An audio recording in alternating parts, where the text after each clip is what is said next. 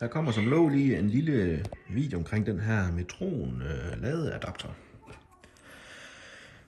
Og det den gør, det er, at den gør det muligt at lade sin kabinescooter eller almindelig scooter, elcykel og så videre i løbehjul fra normale offentlige ladestander til biler. Så her i den ene ende, der har vi vores almindelige type 2 stik, som man bruger på de fleste elbiler. Og så i den anden ende, så har vi det, der hedder et Schuko-stik. Altså her. Og hernede under bunden, der sidder 2 knapper. Når man har sat den i ladestanderen, så trykker man først den her ned. Sådan der. Så ved ladestanderen, jamen nu er der en enhed, der er sat til, og den er sådan set klar på at starte opladningen. Så trykker man på den her lige efter, og så starter opladningen. Når man så gerne vil stoppe opladning, jamen så er det den anden vej rundt. Så trykker vi først den her over, så stopper opladningen. Så trykker vi derefter på den der, og så bliver den frigivet fra ladestationen, og vi kan tage stik ud. Selve den her, den er vandafvisende, så den kan bruges i regn, og så er der også indbygget sådan noget overophedningsbeskyttelse i tilfælde af, hvis stikket hernede det bliver for varmt. Så, det sker som regel kun, hvis man bruger et billigt Schuko-stik. Men i sådan et tilfælde der, så stopper den opladning, når den er for varm, og så starter den igen, når den er kølt ned. Så det er ret smart. De fleste, de har jo et almindeligt dansk stik på deres ladekabel som det her. Men det skal vi have byttet ud med et Schuko-stik, som ser sådan her ud. Den her, den er købt i T. Hansen. Ganske fin og nem at bruge. Bæl skruen ud, tage det her ud, og få kørt kablet igennem den tud her, og der skal den lige skæres lidt til, så der ikke kommer vand ind.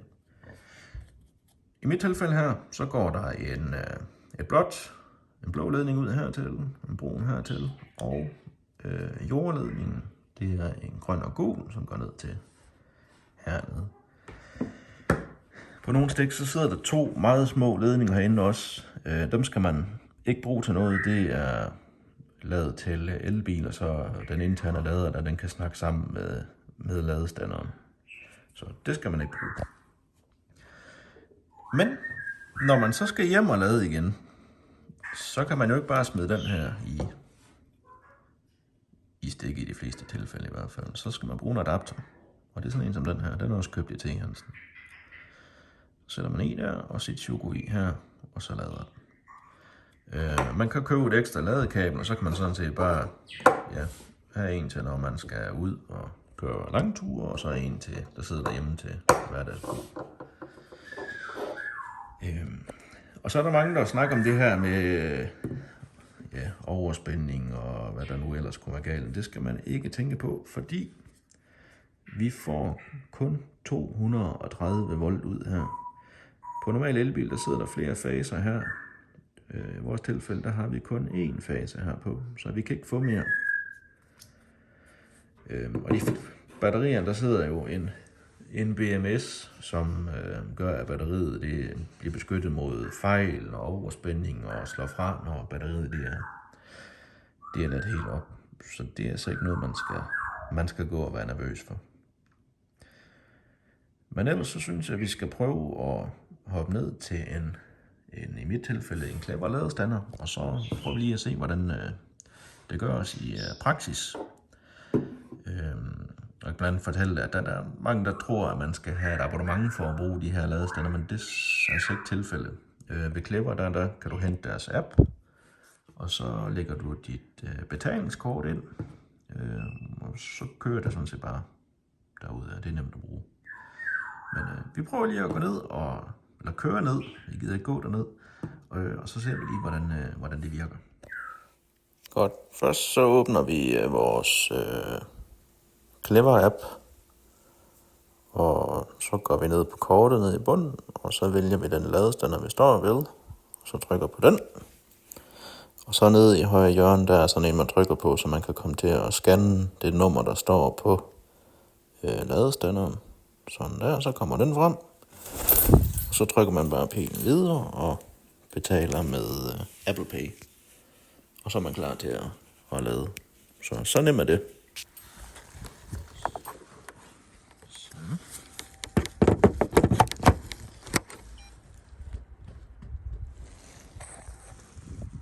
Trykker den ene ind, og den anden. Så kører vi.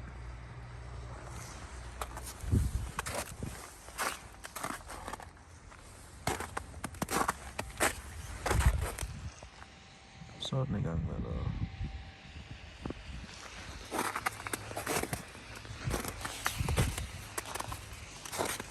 Og så når man vil stoppe igen, først den ene knap, og så den anden. Så piller man. Den her adapter her, den kan købes inde på eauto.si. Det er et slovensk firma, så der er ikke noget ekstra told og så videre.